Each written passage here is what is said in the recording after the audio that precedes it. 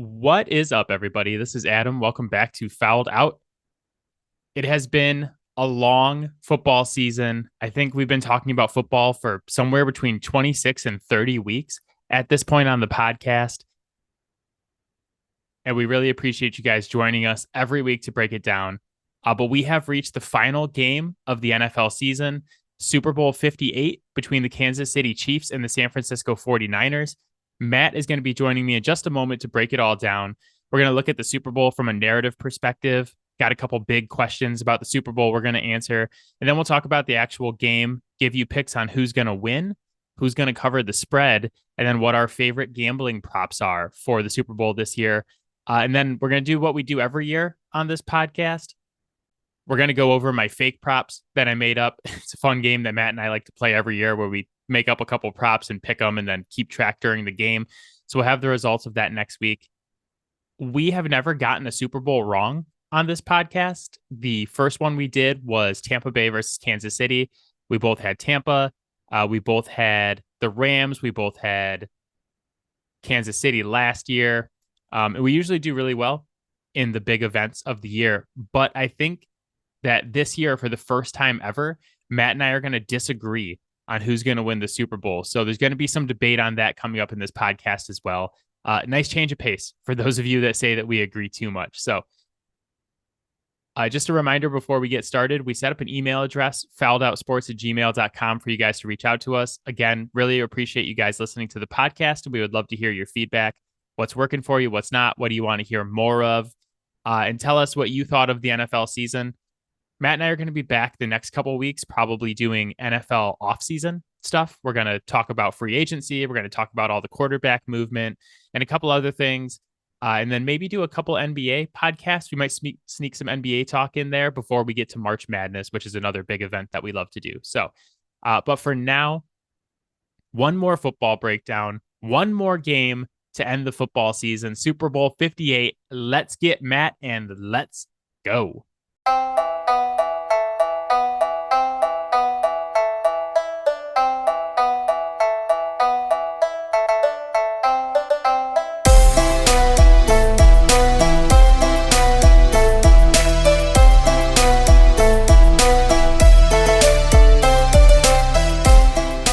All right, Matt is here. Matt, are you like emotionally prepared to talk about Super Bowl 58? Are you recovered from when we watched football a couple of weeks ago? People recover from that? The idea is supposed to be that we have a bye week and then you come back and you're like, okay, like I can watch it now. I can get through it. But really the truth is that you don't get over it until your team is playing football again next season. I'm okay. I'm ready. I can handle it now. But it's like looking at this game in advance and like preparing for it. And I'm like, man, like we should fucking be here. Yeah, Kyle Shanahan doesn't deserve this. My team was awful all year. We weren't even in the playoffs. And after the AFC and NFC championship, I was like, God, I feel like I need a break. I never thought I'd say this, but I was kind of happy there was no football last weekend. I was like, okay, be a break.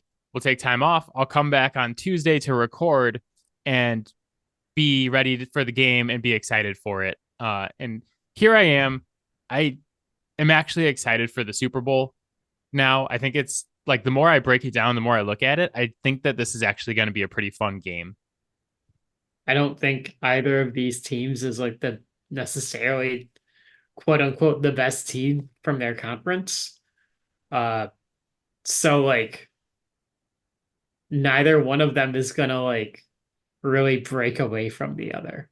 And boy, if you let Patrick Mahomes hang around, he's gonna make it a fucking game. Yeah. That was kind of the thing, is like I feel like the teams are pretty well matched. You know, like if the Ravens had dominated the Chiefs last week and then come into this game after what they did to the 49ers already in the regular season, I'd just be like, God, I just feel like the Ravens are going to kill these guys. But the Ravens went full Greg Roman last week, making the worst offensive decisions possible. It was the anti-Greg Roman. The anti-Greg. And here we are, Super Bowl 58, the San Francisco 49ers and the Kansas City Chiefs. San Francisco currently favored, I've seen it anywhere from 1.5 to 2.5. So it's 2.5 on FanDuel. I've seen it 1.5 other places, but San Francisco favored by a little bit less than a field goal. Rematch of the Super Bowl from 2020, where the Chiefs won 31-20. Patrick Mahomes' first Super Bowl win. I think it's funny that people are saying that they're sick of this matchup, and they're like, "Oh God, I can't believe we have to watch this matchup again." Like we got this one time Yeah. 4 Super Bowls ago. Like Like it's not Golden State versus Cleveland. I get that San Francisco has been there, like has been close. Yeah, these teams played 4 years ago. And really what you're saying when you say that is that you're tired of seeing the Chiefs get there. The unfortunate only appropriate response to that is get good. Like someone needs to nut up and beat them. I felt this way with the Patriots getting there a lot. Is like I feel like the problem here is that if the Chiefs are going to constantly be in the Super Bowl, that you're either going to have like the Chiefs fans and the Taylor Swift fans who root for the Chiefs, and you're going to have all the people who root against them. And all the people who root against them like want a team they can get behind. And I think people don't really feel like they can get behind the 49ers a lot because it is one of the most storied franchises in NFL history. You know, they're, for lack of a better term, they're like an NFL blue blood that's Yeah. been good throughout history. We've seen them in our lifetimes. They've gone to like probably 3 Super Bowls. Now you have this one, the one they lost to Kansas City, and then they have the one they Hmm. lost to Baltimore with Yeah. Colin Kaepernick. But even like beyond that, you know, it's all the way back to Steve Young and Joe Montana. The Yep. 49ers have been in and around Super Bowls for the almost the entire existence of the franchise. So like if you had the Lions here instead, anybody that's not a Chiefs fan would be behind the Lions. You'd have Yeah. like this huge wave of people rooting for the Lions. I feel like there's a lot of people that are just lost in this matchup, and they're like, I mean, like I'm sick of the Chiefs, but like, San Francisco. Anyway, I do think it's going to be a fun Super Bowl. There's a lot to talk about. So let's get started with the narrative side, the kind of more casual side of the game. I wrote down a couple big narrative questions going into and like coming out of this Super Bowl because this is the biggest game. It's the game that matters the most, and it's the game that's going to shape our opinions and most people's opinions of these players and coaches more than any other game on the calendar. So the first question I wrote down was legacy wise, who needs this Super Bowl the most? I don't think this is close. It is 100% Kyle Shanahan. Like, historically speaking, you are fucking nobody. There are plenty of coaches that have been in and around championships. And how many of them do we fucking talk about today? None, Yeah, essentially. I wrote down that Kyle Shanahan was the most obvious answer for this question Yeah. because you know he's been touted for years and years as Yeah. an offensive genius. And Hmm. like give him his credit is that he's been phenomenal all the way back to his days as like an offensive coordinator and a positions coach and all that stuff. He's had all these amazing offenses and they've never gotten the job done. Yep. Like think about he was the offensive coordinator for that Falcons team that blew the 28-3 lead. Hmm. One of the best offenses of all time, couldn't get it done. They had the 49ers team that people were like, "Oh, this is one of the best teams we've ever seen." They got all the way to the championship and lost to the Chiefs. Now he has this team that was the best team in the league for large portions of the season, and they've looked super shaky in 2 playoff games so far. You know, there's a lot of people that could argue that they shouldn't be here. Yeah, but if you lose this one, are you just turning into like always the bridesmaid, never the bride Yeah. type of coach? Like you're good enough to get a team pretty far in the playoffs, but your teams just can't get the job done, and you just have that label. That was Andy Reid, right? That was him in Philadelphia Well, he never actually got it done in Philadelphia. Then got lucky and stumbled into a little guy named Patrick Mahomes. And what do you know? Everything was solved. This is your best shot, Kyle. Really, because the reality is you're probably not stumbling into your own Patrick Mahomes because he is a one of one. They took their shot at trying to get like their Patrick Mahomes Yeah. by trading up for a quarterback, and they drafted Trey Lance, Yep. which like Yeah. coincidentally, now looking back on it, it's kind of funny because like it just turns out there was no right answer. Yeah. The Right. right answer in that draft was just to not take a quarterback because all of the non-quarterbacks are so good. Like literally, like you go back and look at the top 15, like 10 of those guys are all pros, and the other five are the quarterbacks that were taken. And it's like, Yeah. ah, Yeah. There's still a few stragglers on the Trevor Lawrence bandwagon, but like outside of the kind of still a little bit of a wait and see approach on him, like that entire quarterback class was a miss. it was the most overhyped and underdelivered class I think that we've seen in our lifetimes. Yeah. But it is an interesting thing to look at with the 49ers, like moving forward. So you miss on that pick, you kind of make up for it because you get Brock Purdy, right? Like the way that Brock Purdy's turned out so far, he's been able to Yeah. lead this team to 2 NFC championships and a Super Bowl, and he's been good. We're going to talk about him in a little bit, but you're going to have decisions to make coming up here soon. So they paid Debo already,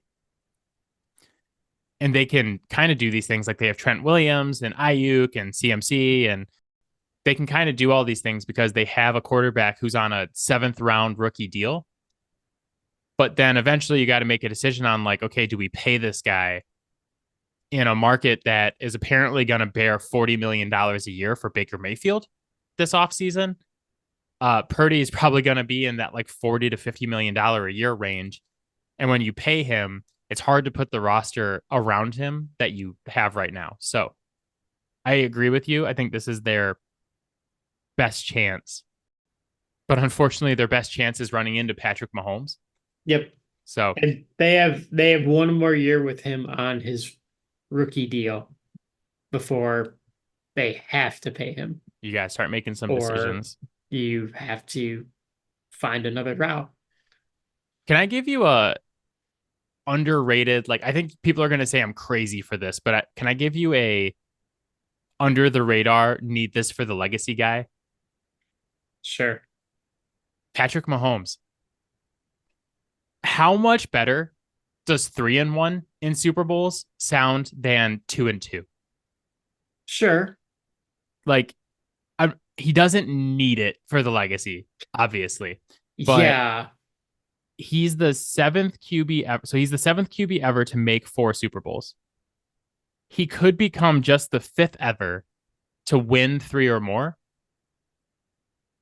And if he loses, he's 500 in Super Bowls. And it's like, okay, like, yeah, it's impressive you keep getting there, but you're 2-2. 2-2 is not that impressive. You know, it just, to me, it just like 3-1 sounds so much different than 2-2. It does. I guess from the lens of sports media, which is like really where all of the chatter about the players' legacy really rests, right? It doesn't fucking matter. We know it doesn't fucking matter because we've lived through LeBron James's career.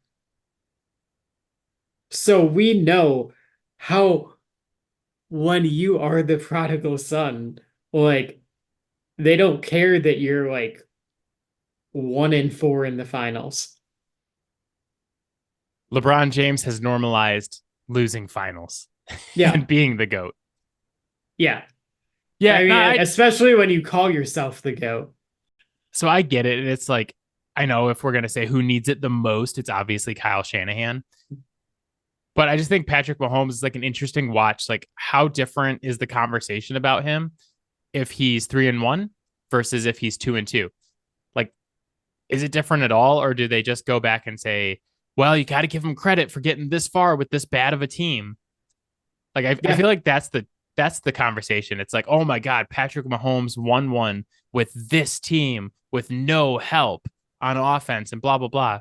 And if he loses, it's like, well, he got all the way to the Super Bowl with no help and blah blah blah. Even though the defense is really good, uh, and you have Andy Reid on the Yeah, I sidelines. mean, I will give it to you that like yes, he certainly has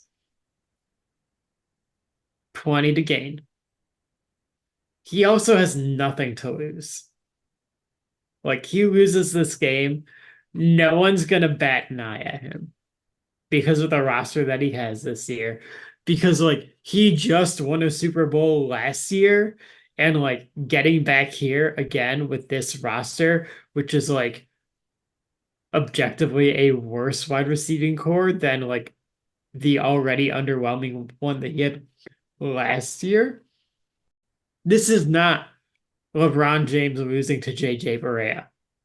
Like, See, you just did the thing. You did the thing I said was going to happen, where they're like, well, even if he loses, like you got to give him credit for getting here with this roster. yeah, be- because like that's exactly what's going to happen, Well, that's the right? same thing they did with LeBron. Also, anytime I can shit on LeBron for losing to JJ Barea, I'm going to do it. Yeah, it's the same thing they did with LeBron, not for the one he lost to JJ Barea, but for the Cleveland ones where they lost to Golden State. It's Yeah, like, well, just look at who's on the team. It's Tristan Thompson and all these guys. It's like, yeah, well, LeBron built that team. This is yeah. his fault. So Well, and I I will think not give him credit for that getting is there with that roster. also when you do that, it's also a statement about the competition that he's going up against to get there. We got to look at the full picture. Yeah, so I just think it's interesting to see if the perspective on Mahomes shifts based on if they win or lose this game. The second big question I wrote down is actually about Patrick Mahomes. So I was thinking about where he ranks all time going into this game amongst NFL quarterbacks. And I'm wondering basically what I was just saying is, does your ranking of him in the all time quarterback pantheon change based on whether he wins or loses this game? Or is No, he kind of in the same spot for you? I think he's right now pretty cemented as number two. That maybe for you, that's a little bit bold, but it's like I look at what it took. The other guys that were like trailing Brady for me were always Manning and Breeze. And I look at what it took for the two of them to ever even get there in the first place. And then how quickly Mahomes has already blown that out of the water. Like, yeah, no, he's blown past them. And it's not any discredit to them. It's just like he is that fucking good. Yeah, so it is too bold for me at this point. I have him. I didn't really like pull out the full rankings to say this is exactly where he is. I would have him in my top 10 right now. And I think if he wins this, I have him closer to 5 than 10. But this is my thing is like, I feel like there's a lot of prisoner of the moment takes with Patrick Mahomes where you can argue that he's the most talented quarterback we've ever seen. And I'm not going to fight you. But if you go back and look at like where he is historically, he's tied for third most wins all time in the playoffs already with Peyton Manning and Steve Young and Terry Bradshaw. If he wins this game, he's third in playoff wins by himself. There's Tom Brady, Joe Montana, Patrick Mahomes. And that's great. And I'm a big quarterback wins guy. Like I think wins do matter for quarterbacks, especially when we're splitting hairs between like these guys who are all individual goats or like individual greatest of all time type of guys. But I just look at where he's at, like on the other all time list. He's 65th in passing yards right now, and he's 39th all time in passing touchdowns. And I think part of being in that conversation for who's the greatest of all time is the longevity. And it's like winning the games, but also racking up the stats over time. So, like, if you're saying who's the most talented quarterback you've ever watched, I'm probably saying Patrick Mahomes. But as far as like who's in your top 10, I don't have him all the way up at like top three, top four yet. But the beautiful thing about it is that we're not done with him. We Yeah. have a lot more time to come with him and probably more Super Bowls. So I don't Mhm. have to put him, I don't feel like I have to put him up there yet. I can let him progress and like gain more stats and do more stuff over time before I put him up there. Obviously, longevity matters. And that's why he's not number one for me, right? Because I think with what we've seen, he probably wins enough and pushes the envelope on potentially being number one. But I look at what he's done and the time frame within which he has done it. Like he has routinely broken pretty much all of the passing records to accomplish by, the time that you've been in the league, by whatever age, like blowing through all of that shit.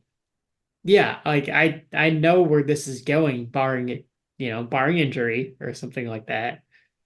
Like I don't need to wait for him to be in the league for 10 to 15 years to say, no, he's the second best guy I've ever seen.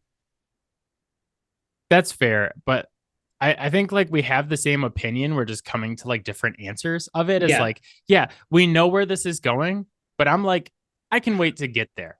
I don't have to like go right now and just be like, he's Yeah. better than Peyton Manning and Drew You've Brees you've and Joe got Montana. you've got a lot more sentimentality about it because of a certain individual that we both have number one. Like Oh no, I'm not gonna beat around the bush. Like he's he's it. Like he's better than those two guys. He could go like just barely above 500 the rest of his career, but like he's still gonna put up the stats to blow them away. yeah, I don't think that sentimentality is my problem because that would just be with the number one spot. Like I hate the guys that I have right behind Tom Brady. I hate Peyton Manning. I don't want Peyton Manning to be number three right now. Like I would love to put Yeah. Mahomes above him. It's just like I feel like we see these things for a limited amount of time, like 5, 6, 7 years, and automatically we're just like, that's it. Like because it's Yeah. new because it's newer. And like Barney Stinson said, new is always better. So I know everybody wants to put him up there. And honestly, like I won't even fight you too much if you're like, yeah, he's in my top five. Cause like I said, he's the most talented quarterback I've ever watched in my Yeah. life, Yeah. including Tom. I it's not even just the stats in the Super Bowls. It's the context of everything, right? Like we talked about Andy Reid's history before, right? Never got it done. We saw these Chief teams before with Alex Smith. Never got it done. They even when like they looked great during the regular season, they never felt like a threat in the postseason. He was the rising tide that floated all the boats. We don't see guys that are that good very often. Like We should Peyton say, Peyton Manning was great, but like he couldn't do any of the shit that Mahomes is out there doing. well, that's the thing about him being the most talented quarterback I've ever seen. It's like he's more Yeah. talented than Peyton Manning or Tom Brady or Drew Brees Yeah. or Joe Montana, for sure. And yeah, and he have won a Super Bowl like Peyton Manning on this Chiefs team. Sure. Are they like the most dominant franchise we've seen in a very, very long time, other than the Patriots? I don't know. I don't think so. Because we saw some great Colts teams. They weren't dominant. Yeah. So the last thing I wanted to say about Mahomes in this segment is like if he does win this, he has 3 Super Bowl rings, Yeah. which is super rarefied air. So he has 2 already, and there's 12 guys with 2. And there's some weird guys in that conversation, like Eli Manning. Just a uh, weird old guy. there are only 4 guys in NFL history who have 3 or more. And it's Troy Aikman, he was 3-0. It's Terry Bradshaw, who is 4-0, which is kind of like another weird. When you see Yeah. Terry Bradshaw act like a dumbass on the Fox Morning Show or whatever, you don't think like, Yeah. oh yeah, that guy's got 4 Super Bowl rings. And never lost one. Joe Montana also 4-0, and then Tom Brady 7-3. So you get into really rare company really quickly.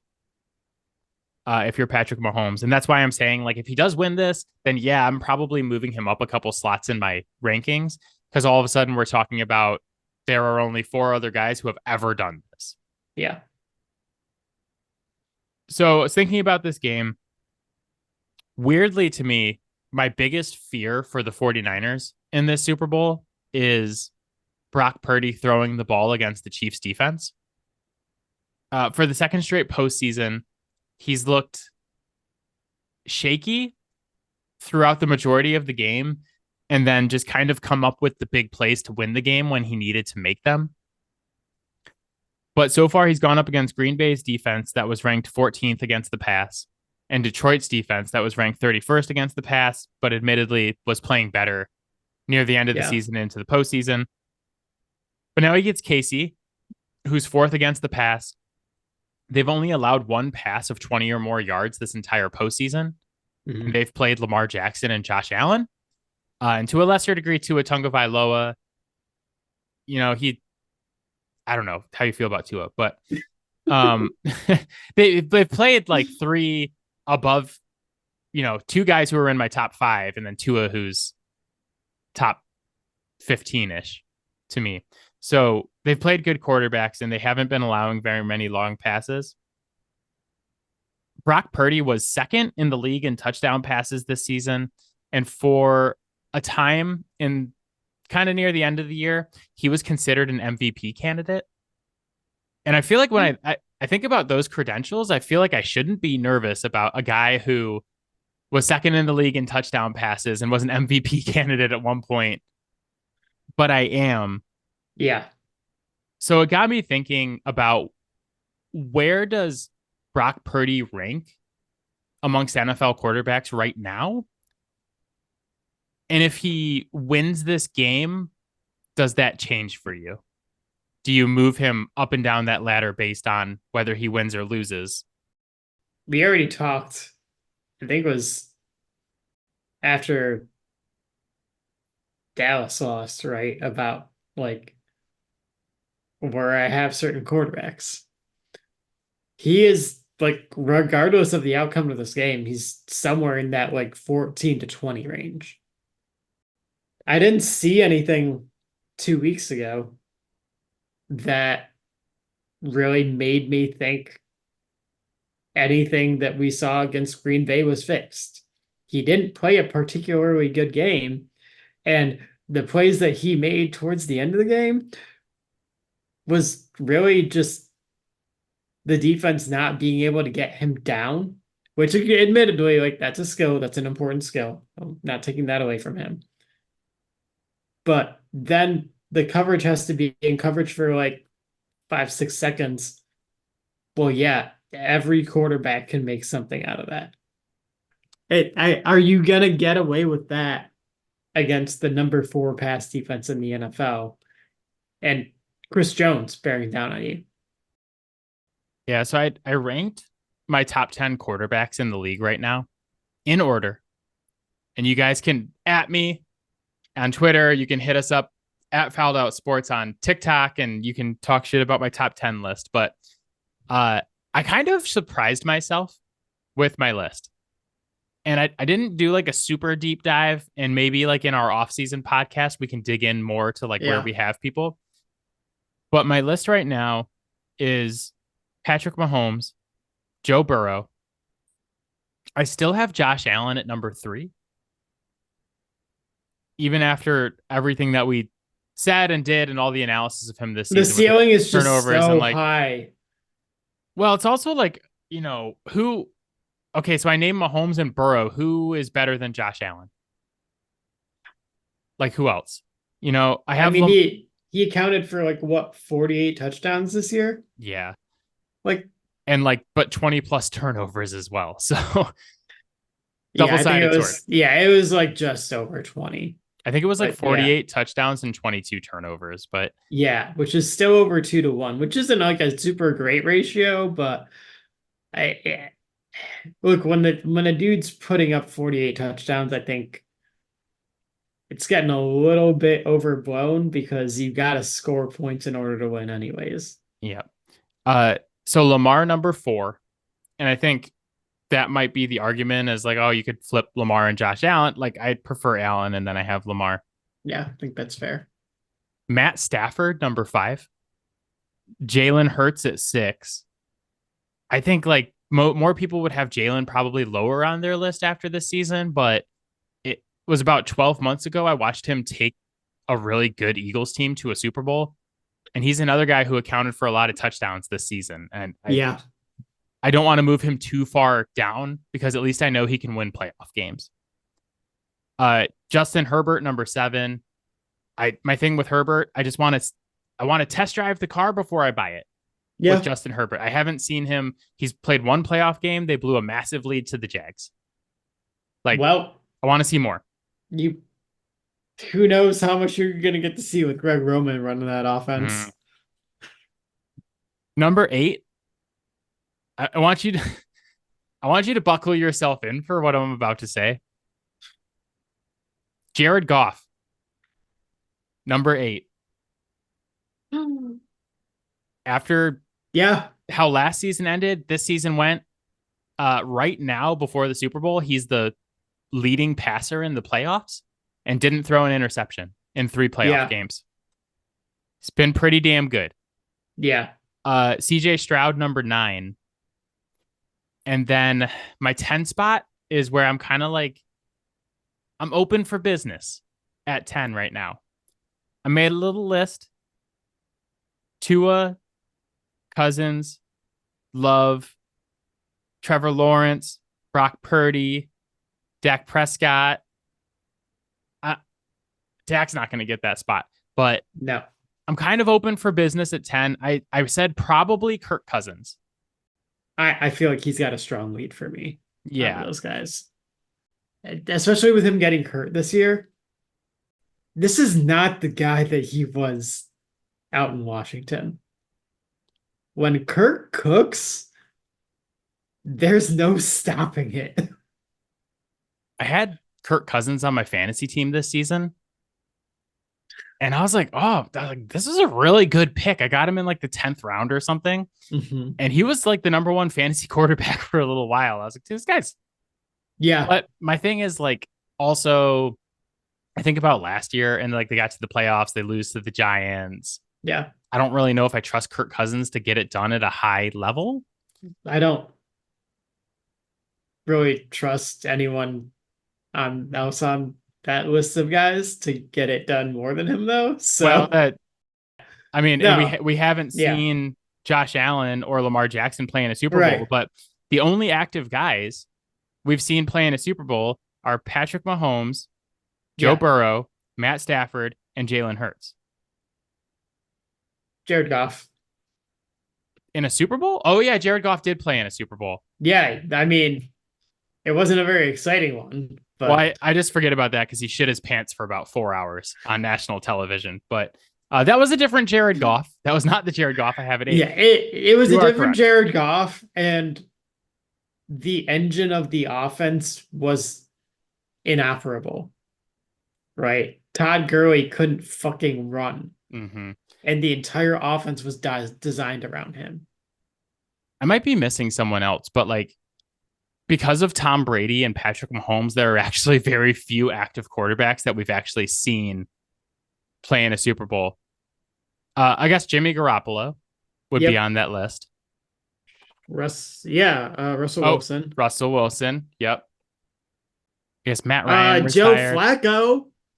Oh God. Okay. Yeah. So that But in the top 10, there's not that many guys who Yeah. have played in a Super Bowl. And so what my point was, I say all this to say that if Brock Purdy were to go out and ball out against a really good pasty in Kansas City in the biggest game with Patrick Mahomes on the other side, with everyone watching, I might We give him missed that one. might give him We, that mi- 10 spot.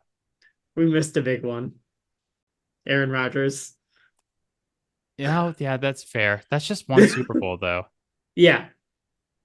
To be fair, I did not research that before the podcast. I was just looking at the top 10 list and I was like, I've never seen any of these guys playing Super Bowls except for a couple. So I'm sure that there's like a couple like older ones too. Yeah. But the Super Bowl was dominated by like Tom Brady, Peyton Manning, Patrick Mahomes, Ben Roethlisberger, guys like Yep. that for such a long time that Yeah. there's like a whole generation of quarterbacks who we've never seen play in a Super Bowl.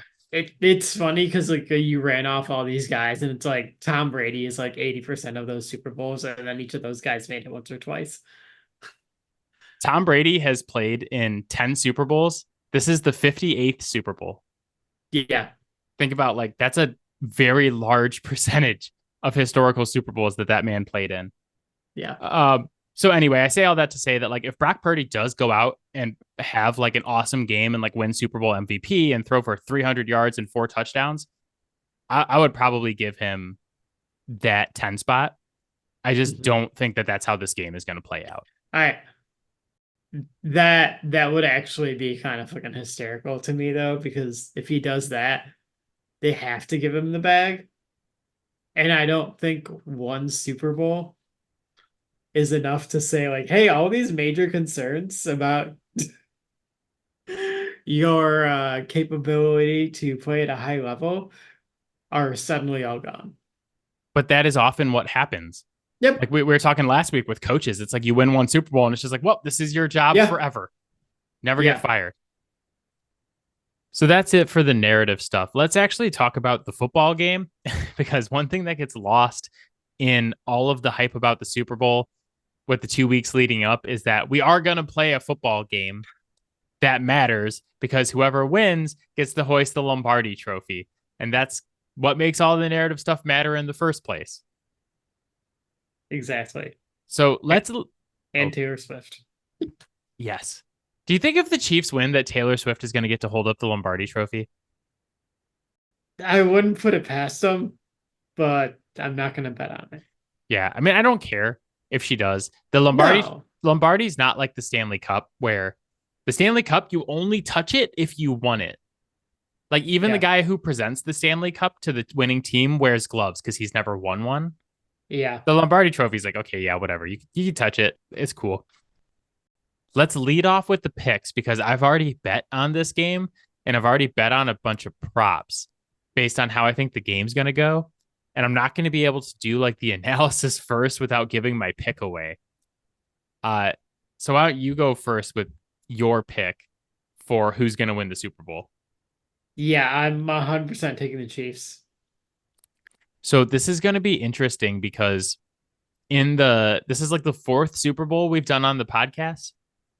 So we did Bucks Chiefs was the first episode of the podcast. Yeah. Then we had Bengals Rams, and then last year was So we've never gotten a Super Bowl wrong, and we've also never disagreed on who's going to win a Super Bowl until now because I am taking the San Francisco 49ers to win Super Bowl 58.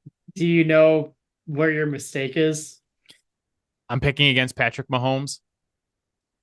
That's the other one. You're believing in Kyle Shanahan. Let me tell you where everybody else's mistake is because I feel like I'm on an island picking the 49ers. Shanahan. I know. Well, don't let emotion rule you on your pick. Never. I'm on an island over here picking the 49ers. I mean, my main thing is that I can't get over how bad Kansas City's run defense is and that nobody they've played in the playoffs so far has been willing to exploit that for a full game, for 4 full quarters. The Dolphins were never going to do it. The Bills did it and did it successfully for like 3.5 hours. And then in the last half hour, they're like, fuck it. We're going to abandon everything that's working. And then the Ravens, one of the best, like the best rushing team in the league, actively avoided it. Yeah. I said this on the podcast last week. I was like, I'm never going to get over this AFC championship. And I still haven't. And I'm like, how do you the thing that you do best is the thing the other team does worst. And you're just like, no, we're just not going to do it. So like, say what you will about Kyle Shanahan, but with 2 weeks to prepare, I like the 49ers to not actively avoid every single advantage that they have in this game. Yeah, but I also like 2 weeks to prepare for Spags too is like, I think that he is capable of coming up with a good enough game plan with 2 weeks and a relatively healthy group to not get obliterated on the ground. Because that's all they have to do is not get obliterated on the ground. I mean, I think it's going to be a good game for sure. Yeah. But I think like saying, yeah, well, we're just going to plan to not get obliterated on the ground is one thing. But when you're going up against Christian McCaffrey, who's the best running back in the league, by a long shot, I think too. I think like it's not close. No. And you're going up against a running game. So the 49ers are number 1 in yards per attempt on zone runs. Mm-hmm. Do you know who's 31st in defending the zone run this season? The Kansas City Chiefs. Yeah. The Kansas City Chiefs, like I said last week or the week before, are 28th in rush EPA on defense. Do you know who's number 1? The Baltimore Ravens, who decided to not run the fucking ball 2 weeks ago. But you know who's number 2 in rush EPA, Matt? It's the San Francisco 49ers. So I like the advantage there. I also think like defensively, San Francisco is uniquely equipped to deal with someone like Travis Kelce. Nobody's uniquely equipped to deal with Patrick Mahomes. Like Patrick Mahomes is going to get his in this game. But the reason I say I'm on an island and the reason that I very strongly believe in this pick is the same thing I say every single week, is that if this season has taught us one thing, just one single thing, it's that when everybody's backing the same team, that team will lose. And everyone is backing the Chiefs right now. FanDuel says 77% of the money is on the Chiefs. Action Network, which measures the money across all sports books, says over 70% of the money is on the Chiefs. You got the Swifties. You got everybody telling me you can't bet against Patrick Mahomes. But I'm here to tell you, I'm betting against Patrick Mahomes. I've already bet on the 49ers -1.5 when it opened because I was like, this is going to change. It has changed. It's 49ers 2.5 now. So I got it early, but I'm just not on the I can't bet against Patrick Mahomes train because I've already made money multiple times in multiple postseasons betting against Patrick Mahomes. I just think you got to pick your spots, and this is the spot I'm picking. I do not believe Kyle Shanahan is the spot to pick. I will believe it when I see it. Like, I watched this team trip over their own dicks 2 weeks in a row. And like, okay, they had the bye the first week. Everyone gave them the excuse that, well, it was rusty because they hadn't played. But like, they got outplayed the week after. But they got outplayed by a better team and still won. Like the Lions are a better team than the San Francisco 49ers. The Lions gave that game away. Like they did not take the game. And that's the thing, is that like you're going up against Patrick Mahomes. You have to take the game. Because if you don't, Patrick Mahomes will strangle the life out of you and stare into your eyes while he does it. I would say the same thing about the Chiefs and the Ravens, though. The Chiefs did not win that game. The Ravens lost it. And the Ravens lost Yeah. they lost the game. They Yeah. lost their minds. They lost all respect that I'll ever have for that organization in that game.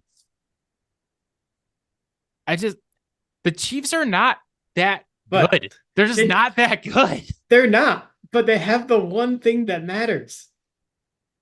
Patrick Mahomes. I thought you were going to say Taylor Swift. That would have been so much better. Even for the conspiracy theorist out there, I think it's really hard to justify that the conspiracy theory is real and that's the reason the Chiefs are in the Super Bowl.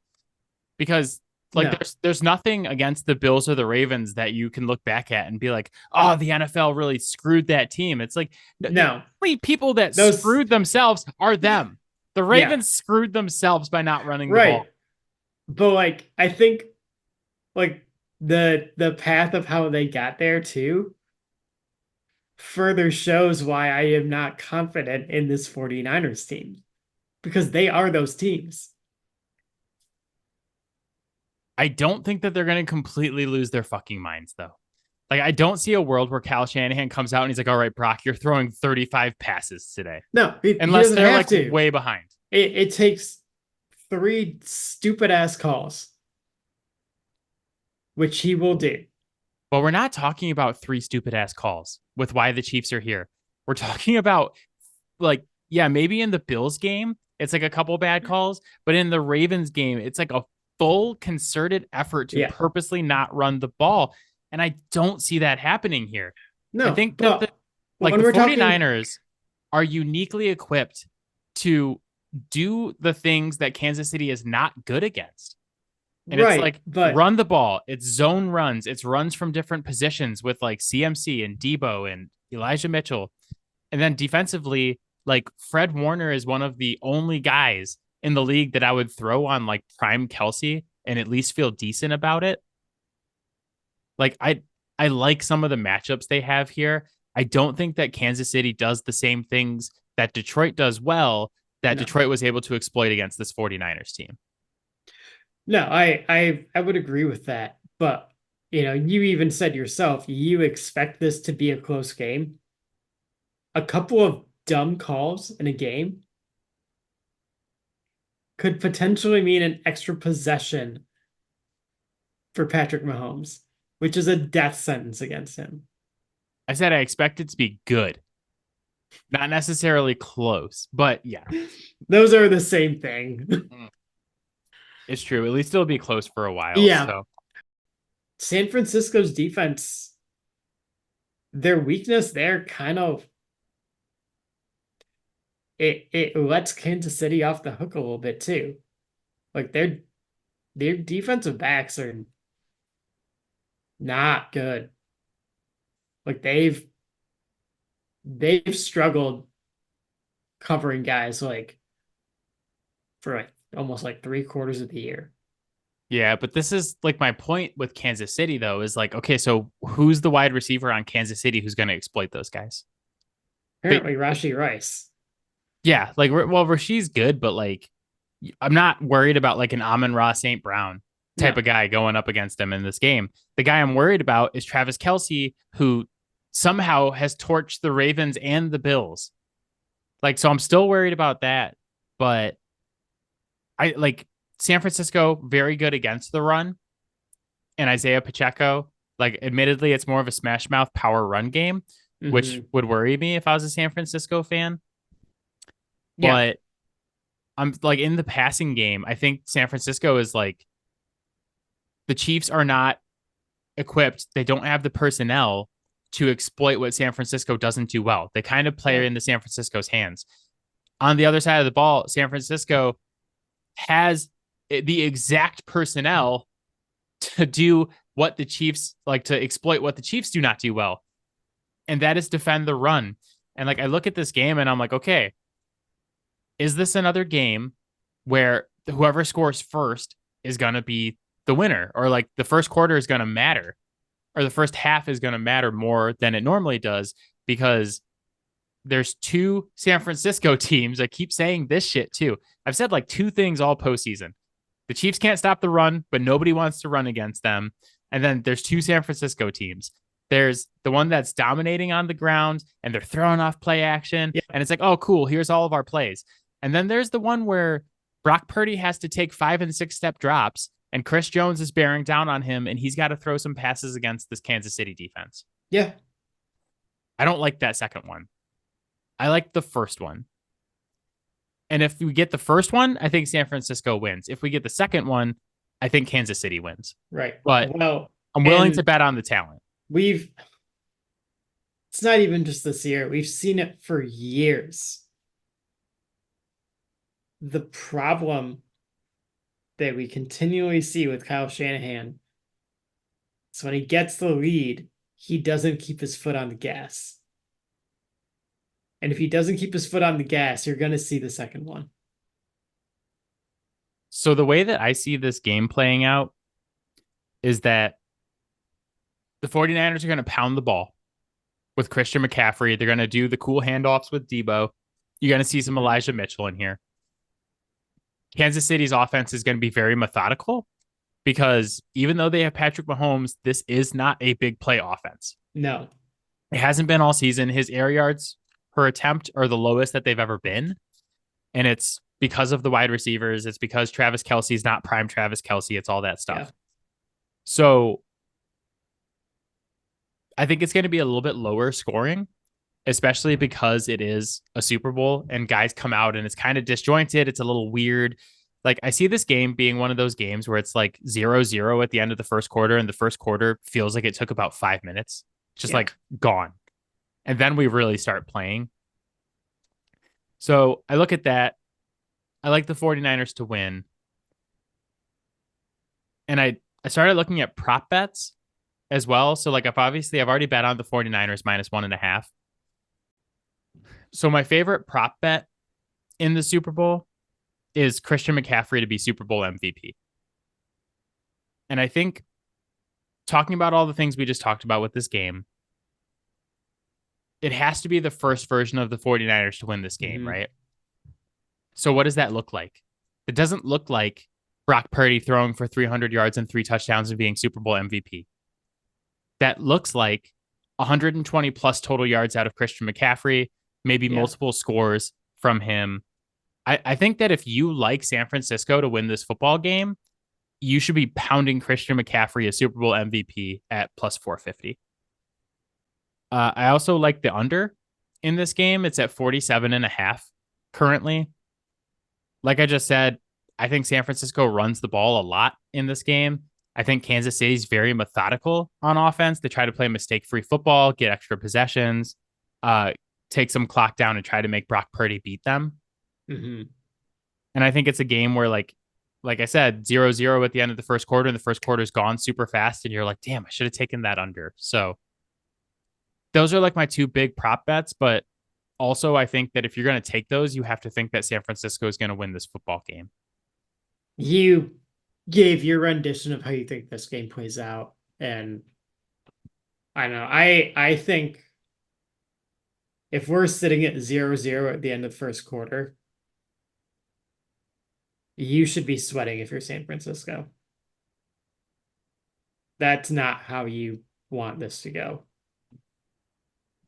Because if we look at how things typically have played out for these teams and games that they play, if you're sitting at 0-0 with Kansas City after the first quarter, like they typically close stronger than they start.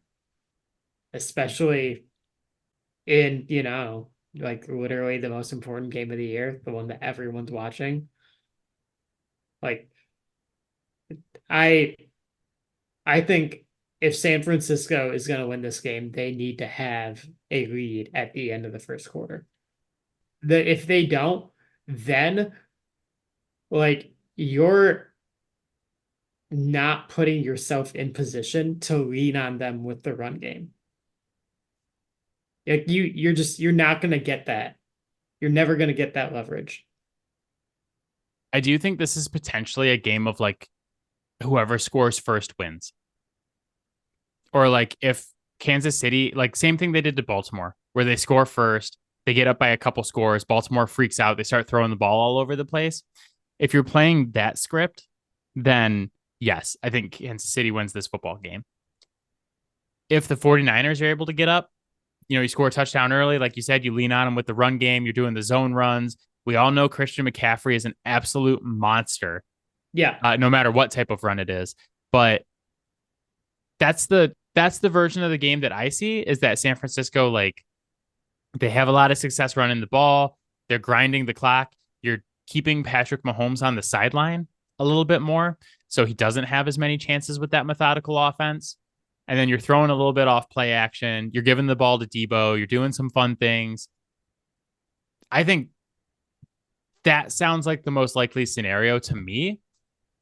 And I'm reinforced in my opinion. So, like, that was my opinion at first. And then I was like going to bet on it. And I saw that all the money's on Kansas City. Everyone's on Kansas City. And I'm like, this only has reinforced how I feel about it, because the public has been wrong at every single turn this season. This has been like one of the worst seasons that I have ever seen for the public. And I'm very comfortable being against the public in this situation. In fairness, there have been weeks where we took that route, and like the strategy was correct, but we picked the wrong one. Right. But there's only one. There's only week. one game. I can't pick the wrong one. It's not that hard for the public to be right in one game. So they were wrong last week with the Ravens. Yeah. They were wrong. They were wrong the week before with the Bills. They just keep being wrong, damn it. So yeah. And what's the common denominator in those games? That the opposing coach is a goddamn moron. Yeah, no, it's the same here. I know. I'm just not fully on the I can't bet against Patrick Mahomes bandwagon. Everybody's telling me that. Okay, fine. Yeah. Prove it to me. It's two things converging for me. Bet against Kyle Shanahan and don't bet against Patrick Mahomes. It's perfect. Before you all place your bets, I want you all to know I'm 10-2 this postseason. Matt is 8-4. And I'm 10-2 on the bets. So just gonna let the track record speak for itself. We took a week off, so maybe my hot streak died. It's like when a team is like really hot and then they get a bye week and then they come back and it's like, crap. Also, Debo keeps running his mouth about Philly. And so I feel like there's going to be some karmic kickback for that. My favorite thing in the world is that they're all the way in the Super Bowl if Philly's not here, and they're still talking shit about Philly. Yeah. Incredible. It's like that's why they're going to lose. Yes. All right. So last couple of things here. My favorite props are Christian McCaffrey to win Super Bowl MVP at plus 450. I also like the under 47.5 total points. I've bet on both those already, as well as the 49ers minus 1.5. Every year at this time, I invent my own props. The Super Bowl is a big prop betting time. You can bet on anything from the color of the Gatorade that's poured on the coach to how fast Reba McEntire is going to sing the national anthem to what is Usher's first song going to be at halftime. I don't like those props. I like to make up my own props on this show. So I've made up 5 props. Matt and I are going to pick them. I'm going to keep track of it during the Super Bowl, and we're going to see who wins the fake prop game. So I went back and did some research because I was actually like, with all the talk about Taylor Swift, I was very interested to see how much does she actually appear on TV during the NFL games. Yeah, that's been an interesting discourse. So during the AFC Championship, Taylor was shown 7 times for a total of 44 seconds in a 4-hour game. So our first prop for the Super Bowl is how many times do we see Taylor Swift? I gave it an over-under of 10.5. She was shown 7 times in the AFC Championship. I figure the Super Bowl is a bigger event. It's a little bit longer. I'm talking about like individual times that Taylor is shown. Are you going over under 10.5? I'm going to go under because I think it's going to be 9. Like literally 9. I feel like this line is like right there. Yeah. I'm actually also going to go under. And I think that this is like a good point to throw out there is like, we're probably going to see Taylor less than 10 times in this game. We can all take a Yeah. breath and just be like, okay, yeah, she's there. It's going to be fun. Here she is. Cool. We're done with it. We're done. We're not going to do this all year next year. Prop number 2. Do we see Jason Kelsey without a shirt on? Yes or no? Oh, absolutely. I'm I'll be gonna sad if I don't. I'm gonna say no, just because it's the Super Bowl. He's gonna be there in the box, but I don't think they're. I think they're gonna tell him to be on his I best behavior. I don't think he fucking cares. Prop 3. Okay, also just while we're on Jason Kelsey, he might retire. And I just want to bring up that when they beat the Patriots in the Super Bowl, he said, I would rather win 1 Super Bowl and have fun than win 6 Super Bowls and not have fun. And I said, Jason Kelsey, that is why he will never win another Super Bowl. And he's not going to. So Adam won, Jason Kelsey probably like 5,000. But I got one. Prop 3. Which industry is going to have the best commercial? Kind of subjective, but when we come back, is it going to be like Yeah. alcohol, video games? Like which commercial are we going to come back on next week and be like, that was the best commercial? Yeah. I'm gonna guess insurance. Oh, that was my guess. Yeah. They put insurance like puts in effort year round. So when they ramp it up for the Super Bowl, it's actually like fucking legit. I actually had written down insurance as my guess prior to the podcast. I was thinking though, because Patrick Mahomes is a spokesman for State Farm. And so like Travis Kelsey and Patrick Mahomes both are. And Yeah. I'm going to go off the board here and say that there's going to be a State Farm commercial featuring Taylor Swift. I bet it's going to have Patrick Mahomes, it's going to Yeah. have Travis Kelsey, and then Yeah, Taylor that's Swift probably shows gonna up. happen. $50, and that's going to be the big commercial people talk about. Speaking of commercials, do we finally get a commercial for the new NCAA football video game that's due out this year? Many people thought we would get it during the national championship, and it didn't come. Uh, I'm gonna say no. Yeah. Unfortunately, I'm on the same page. I really thought the perfect timing for it would be during the college football national championship. Yeah. Uh, and now it's kind of like, are they really gonna pay that much to do it during the Super Bowl, even though we're all excited about it? I mean, and E3 is canceled this year. I don't know when you're gonna see it because like those are like the big 3 times that you would expect it. The final prop. Who says the most profoundly stupid thing during the Super Bowl? And it can be an announcer, or it can be anybody on Twitter or a sports media personality. What is like who is going to have the single stupidest thing to say? I feel like it's gonna be Tony Romo. He's kind of been wilding out for the last couple of years. I'm going to go with Antonio Brown. I was Yeah. debating.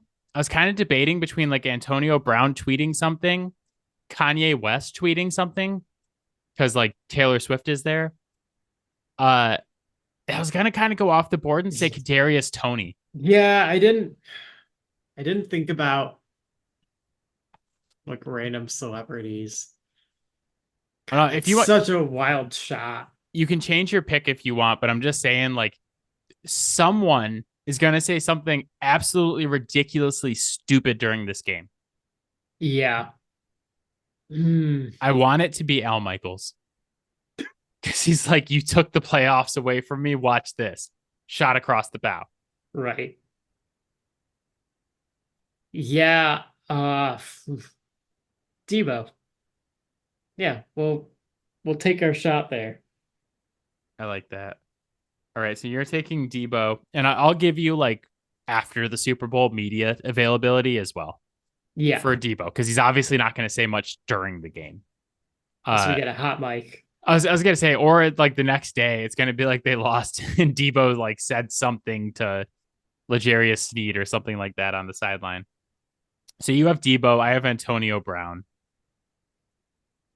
which I feel like is probably like if we had actual odds on it, Antonio Brown's probably like minus 300 and then everybody else is plus money. So I feel like I'm kind of Yeah. taking candy from a baby here, but we'll see. Maybe he'll shut his mouth. All right. Yeah. Scolds and Bolds from the bye week before the Super Bowl. I do want to say too, like the thing about the bye week before the Super Bowl is I feel like it does two things. One, it makes the Super Bowl feel more epic that we like didn't have football for a week. I kind of like the space to breathe, and then you have the Super Bowl. Yeah. Two, I feel like people lose their minds during the Super Bowl bye week and just do the stupidest shit. I had trouble coming up with a bold for this week. I had multiple scolds Yeah. where I was like, oh God, who do I pick? Because there's just so much stupid stuff that went on this past week. Yeah. It's absolutely insane. You want to go first or second? I'm still gonna like go Mahomes, not because of anything that happened, but it's like you're going to back-to-back Super Bowls with the two weakest rosters you've ever had. Like that is fucking wild.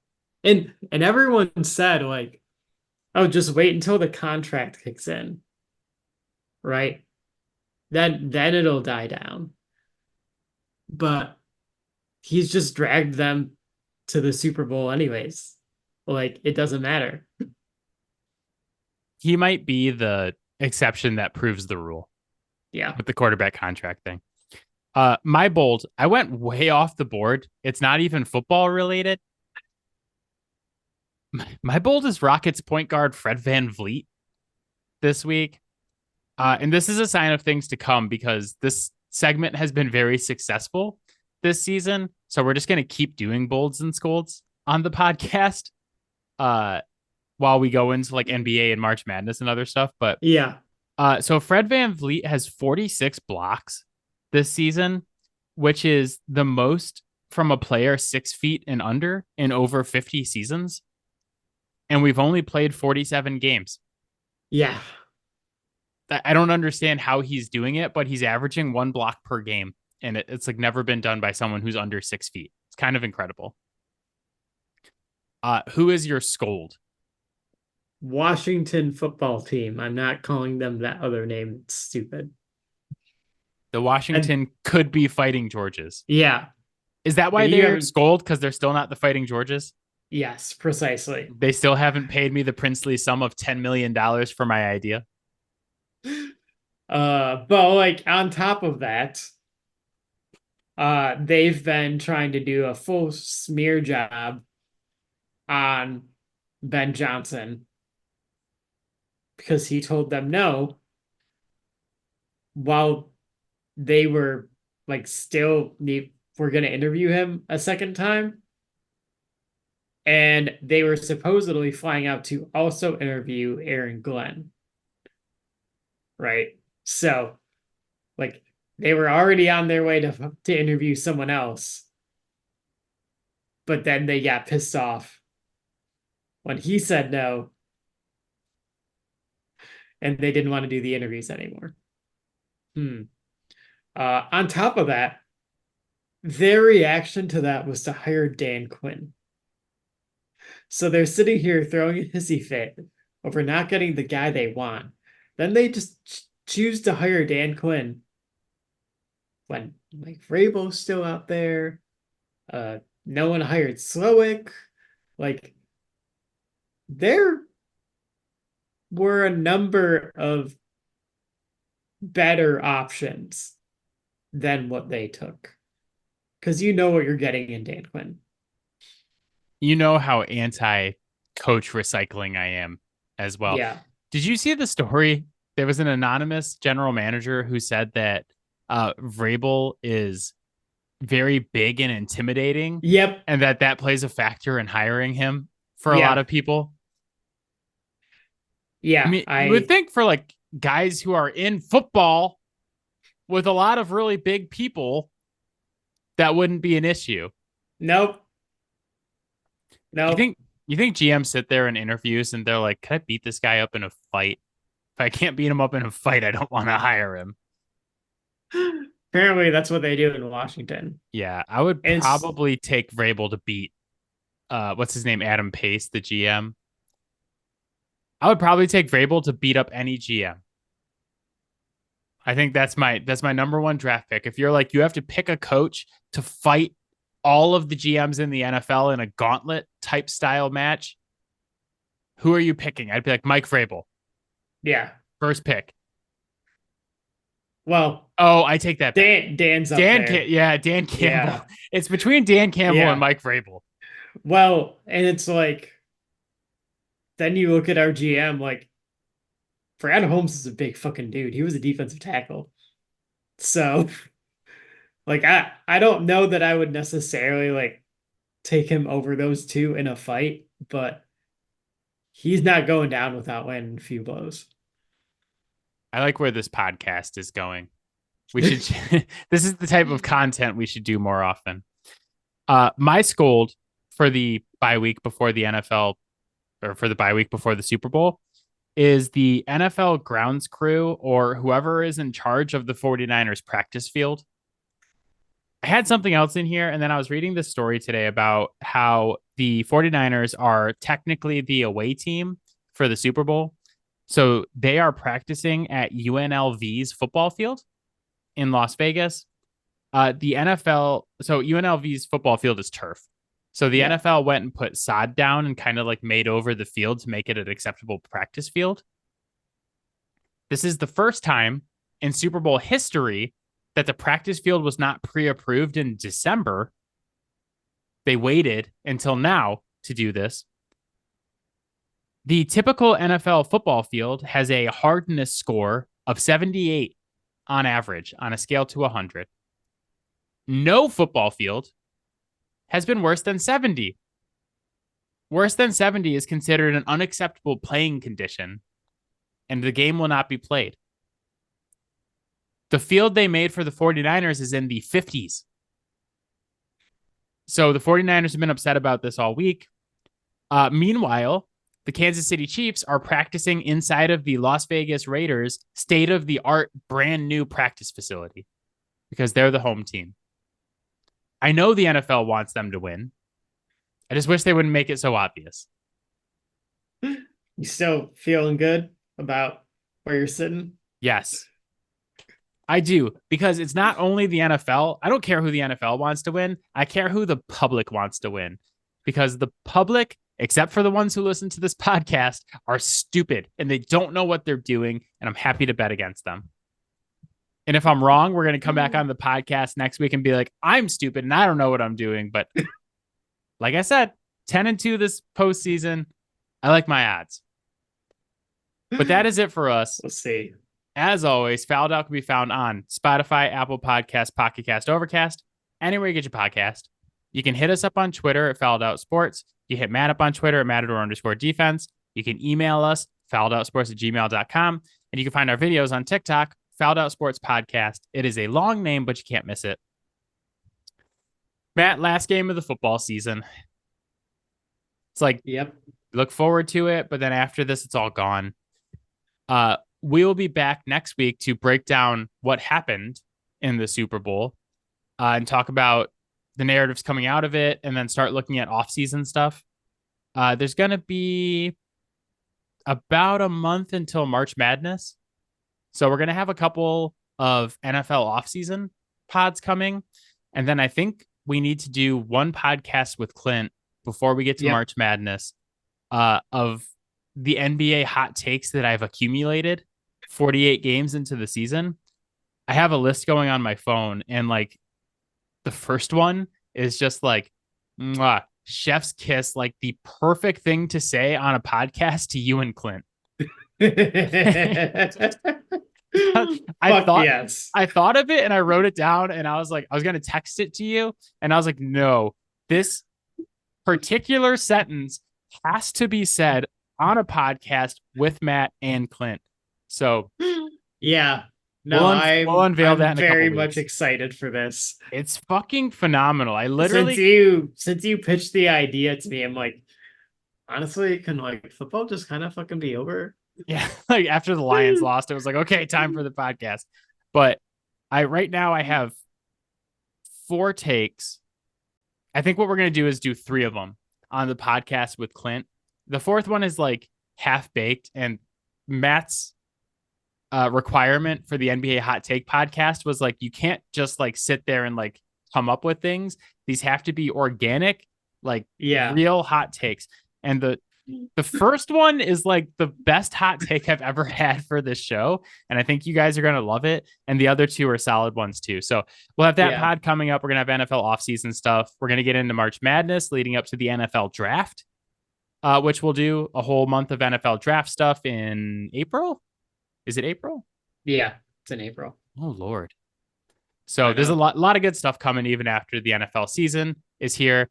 After the NFL season's gone, and Matt and I will be here to break it all down for you. Woo! Got it all. So, all right, everybody. Enjoy the Super Bowl. We will see you for the recap next week.